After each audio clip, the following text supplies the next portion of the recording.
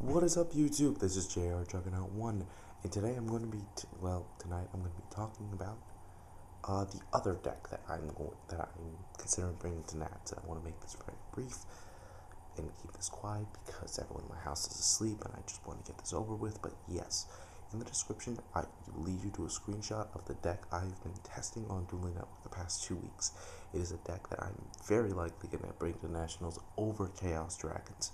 Granted, I will obviously bring both decks, but the decision of which deck to run, right now it's looking in favor of Beast Stun.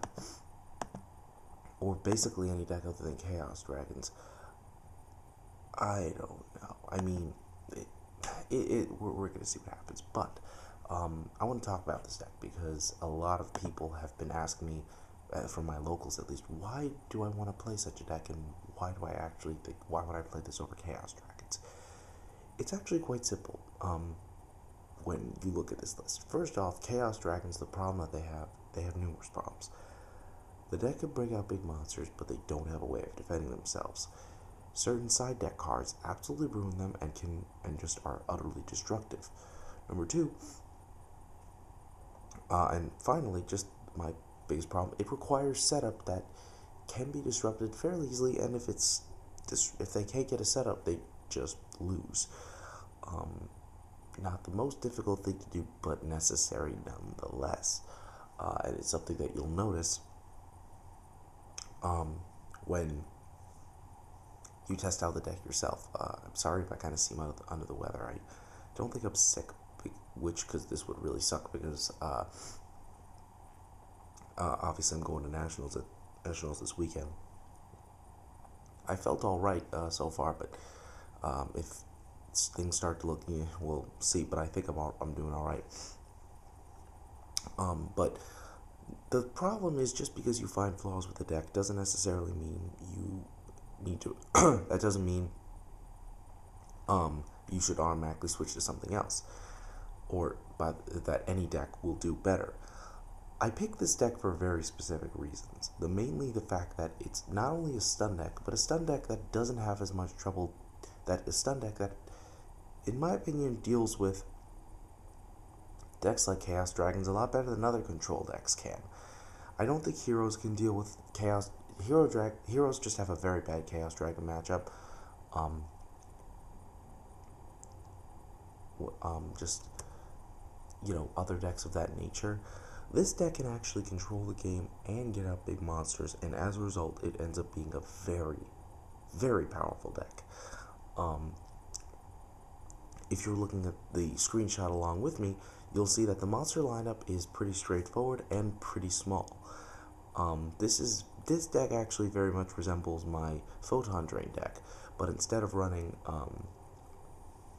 Photon Crushers and Photon Thrashers, I opted for Flameville Fire Dogs and Flame Tigers. I was inspired to run this by a video posted on MCO40's channel by a guy who top 8'd Columbus Regional with this deck. And I won't lie, I was also kind of further inspired when I saw an article on TCG Player by Wilson Sang regarding this deck as well.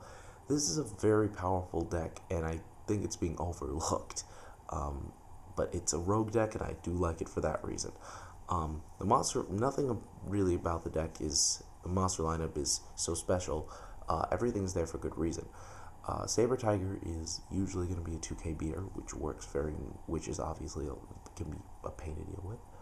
Flameville Fire Dog lets you recruit the Flame Tiger, which, for those of you who don't know, Flame Tiger is a level 4 beast monster, 1800 attack, 0 defense. What he lets you do is, when he is in your graveyard, during your draw phase, instead of conducting your normal draw phase, you could special summon him from your grave while you control no monsters. However, if you do this, he's banished from the field when next time he would be removed. He's banished next time he'd be removed from the field. So that's the one thing you do. So it's an iffy effect, I guess, in some respects. But I actually really find this effect useful at times, simply for the fact that if he's my only monster and I draw a bunch of back row, I don't need to worry about drawing a monster next turn. I already have one. There you go. And if I force my opponent's back row as a result, okay, I'm still forcing his back row, so whatever. But yeah, I do really like it. I just go over it. Eight Fighter is very underrated. I think he's a lot like Fire Dog though in this deck. When skill drain's not up, you still got some very powerful, useful effects that you can take advantage of. Barbaros is just Barbaros. I could see myself cutting him down to 2, but he's just one of the best cards in the deck. When you have just a monster, a 3K beater you could drop with skill drain out, he's, excuse me, just so hard to deal with at times, especially when you have certain cards to back him up. It's crazy. And then finally Thunder King, because Thunder King is, well, he's like the ultimate stun card. I'm not going to play Doom Caliber Knight when people are just siding Veilers, when people are maining Veilers left and right, and I don't really see a reason to side Doom Caliber Knight per se either, but that's another discussion. Moving on to the spell lineup, spell lineup is also pretty standard. Triple Duality, because you need that maximized consistency. Darkhold, Monster Reborn, because they're staples. Book of Moon, I honestly don't understand why the guy in MCO40's video was not running this card. It's really good. It's one of the best cards in the meta right now, just because it stops your opponent's plays, and you need a card like this. And then for extra support in the deck and knowing I have ways of stopping my opponent without having to rely so heavily on traps, I play 2 Chalice and 2 Lance. Both of these cards are amazing in their own rights, as you can imagine. Chalice is extra negation, but he also can make my Barbaros a 3K beater if I need to, and if skill drain's already up, he's just extra protection / a combat trick. Lance, really good.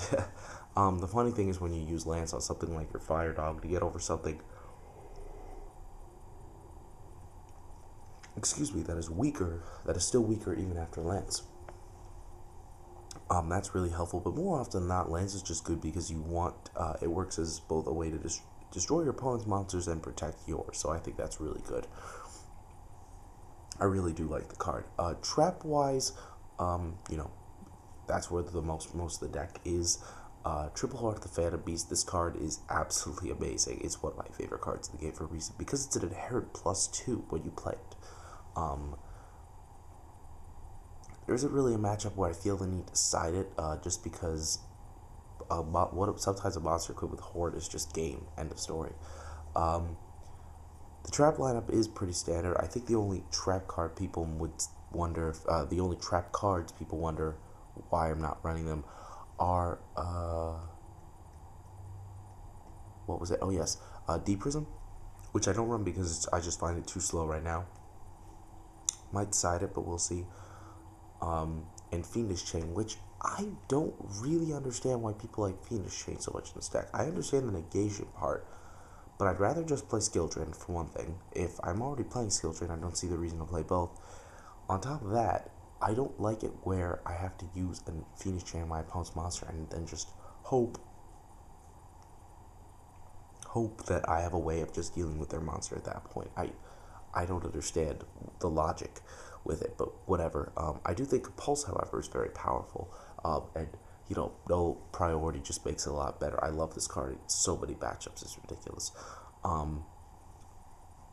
The only other noteworthy trap card to discuss, I think, is Dark Bribe. My friend Rav talked about this in the deck profile of his Rabbit Drain deck that I posted. This card gives you outs to just so many things, and it's just, but to put this better, but to put this to those who say, well, what about the fact you're letting your opponent draw a card? It's really not that big of a deal, because usually when you use Dark Bribe like that, unless you're using it to stop something like Dark Hole or Heavy Storm, the advantage you're going to gain from the card, from negating the card, basically turns it into a 1-for-1. So I don't see the reason to. So I don't see the big deal with it. It's then as I see it, it's fine. Otherwise, yeah, the extra deck's standard. It's just mainly rank 4s with a few rank 3s. Rank 4s, though, are obviously what you're going to want to focus on more. Even in this kind of deck, because your monster count is so limited and you don't even have a ton of level 4s, you only have about 8, and then the rest of the monsters are, different levels. With that, you, dang, what was I going to say? With that, you have, just, you don't even need to exceed it very often though, so it's not a problem. Um, in terms of what do I think this deck's, how this deck's gonna perform the meta, well, like I said, the Insector matchup is very good, except for the fact that my only concern is they're one of the few decks that would side Decree, and on top of that, when they just go off with their shenanigans, it is just a problem. Like, the reason why I want my side deck to be back row heavy enough is just because I don't want to have to worry about cards like Decree, which allow my opponents to just herp dirt me to victory, and I just don't want to see that. Though I do realize not all Insector decks do that, you know, and if some decide they're going to play Trap Stun instead to just kind of avoid that, I'll just respond with Dark Bribe or Forbidden Chalice and just be like, no. But, no, regardless, that's probably one of my biggest concerns. Like, they could also sign Messenger of Peace, Level Limit Area. I don't want to have to deal with those cards. End of story. But then in terms of Dino Rabbit's actually a pretty good matchup. All you actually have to worry about is if they get their setup first, and if you don't have enough back rows to deal with them. Like, I can deal with a Lackey pretty easily, but if I don't have enough back rows, or if I don't have like a skill drain, it can be very difficult. So that's the only thing I suggest you be wary of when you're playing against that deck with this. And then Chaos Dragons, like I said, Chaos Dragons, it's basically a matter of, it depends on whether or not you have skill drain, and then kind of things can go from there. Skill drain gives you a huge advantage because it makes it a lot more difficult for them to set up. However, if they already have their setup, that doesn't mean they're automatically going to win. But you definitely, the bigger concern is just drawing your back row. If you're drawing mostly monsters against this deck, you're not going to win. It's just that simple. You need to make sure that you're drawing some back row just for that protection, just being able to stop everything they try to do to you. And then with other matchups, like, there aren't really like rogue matchups. You could just, even anti-meta decks, you could still get around pretty easily. I think this deck is just much more versatile than any other control deck I've seen, and it's still fast enough. Like I said, Horn gives you amazing draw power. Duality helps give the deck consistency, and then you have cards like Fire Dog and Saber Tiger that just thin out the deck. So it's just very easy to win with this deck, in my opinion. I would just, give it a shot for yourself. I wish I could talk more about this, but I kind of have to go to bed. But basically, like I said, fun deck. I'm thinking about taking this to Nationals. I will reveal my side deck when it's actually completed, but that most likely won't be till after the event. So, to all of you guys going to Nationals, I will be posting up more vids about this. Oh, crap. About the subject. But until then, guys, peace.